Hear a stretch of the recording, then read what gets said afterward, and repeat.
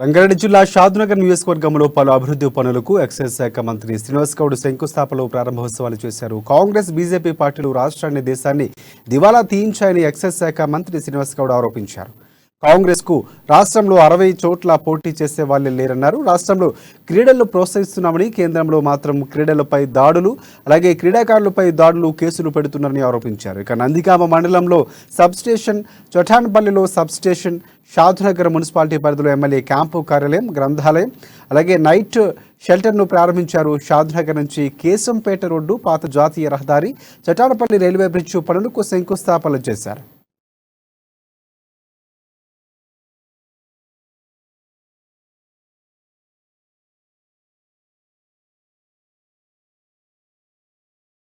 మనకు స్వతంత్రం వచ్చింది 2014 జూన్ నెల అని మనం ఆలోచన చేసుకోవాలి. ఎందుకంటే తెలంగాణలో ఒక చిన్న చూపు చూసి సమైక్యవాదులు మన తెలంగాణ నుంచి వచ్చిన సంపద అంతా కొల్లగొట్టి ఆంధ్రాన్ని డెవలప్ చేసుకున్న పరిస్థితిని మనం అందరం ఆలోచన చేసుకోవాలి. ఇటువంటి పరిస్థితుల్లో మన నాయకుడు శ్రీ కల్వకుంట్ల చంద్రశేఖరరావు గారు ఒక విప్లవంగా తయారు చేసి, ఒక విప్లవ నాయకుడిగా తయారయ్యి వచ్చే సంపదను మనం కాపాడుకోవాలంటే ఏ విధంగా చేసుకోవాలి, మన తెలంగాణ ప్రత్యేక తెలంగాణ ఏర్పాటు చేసుకోవాలి అనే ఉద్దేశంతో ఈ రోజు తెలంగాణ తీసుకొచ్చి వచ్చిన సంపదను ఈరోజు